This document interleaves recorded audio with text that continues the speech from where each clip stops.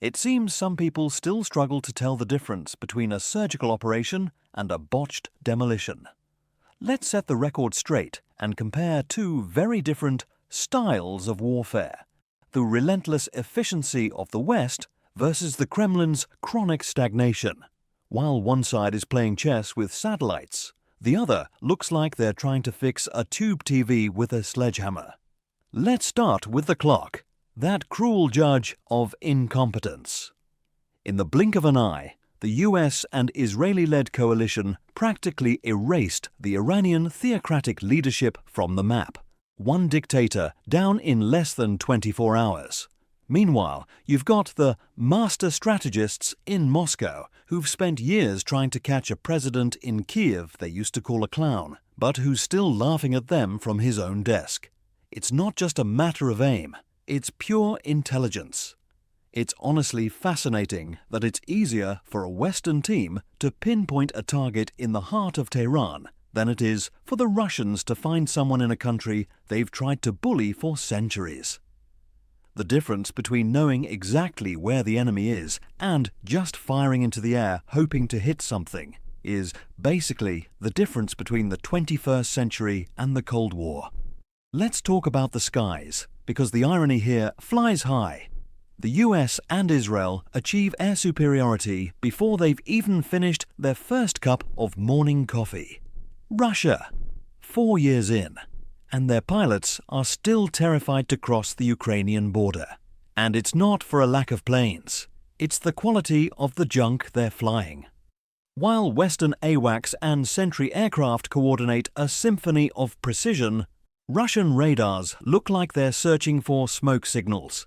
They've turned their intelligence planes into flying museum pieces that aren't even good for a weather report.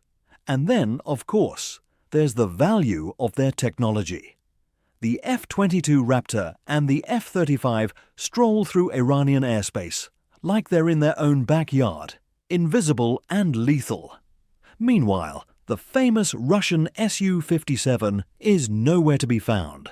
They don't have the guts to actually put it in combat because they know any modern radar would sniff it out before the pilot even finishes a prayer. It's the fear of the world finally seeing that their crown jewel is just an overpriced wrapper for obsolete tech. The effectiveness of their defenses tells a pretty funny story too. The Russian and Chinese anti-air systems in Iran were about as useful as an umbrella in a hurricane.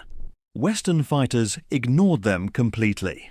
On the flip side, in Ukraine, the technology of the Democratic Coalition, the Patriots, the Aster, the Iris-T, has built an unbreakable wall. Russian planes stay on their side of the fence like chickens staring at an electric wire, while their missiles, by sheer statistical error, end up hitting apartment blocks instead of military targets. Let's talk precision. In a single week, the Western campaign slashed Iran's launch capacity by 90%.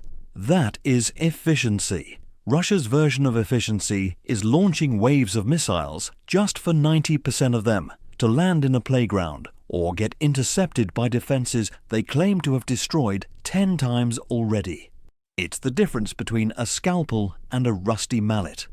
To wrap this up, let's look at the fans.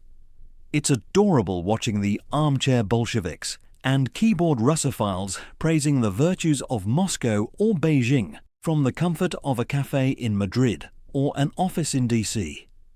They love Eastern authoritarianism so much, yet it never occurs to them to actually move there and enjoy the benefits.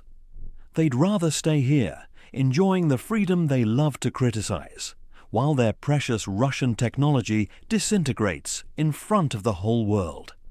In the end, it all comes down to one word: technology. If your planes are too scared to fly and your missiles have the accuracy of a blindfolded dart throw, you don't have an army, you have a PR disaster. The West blinds radars and decapitates tyrannies in the blink of an eye. The others can only hope that, amidst all the rubble, someone still believes they're a superpower. Reality is stubborn, and technology is even more so.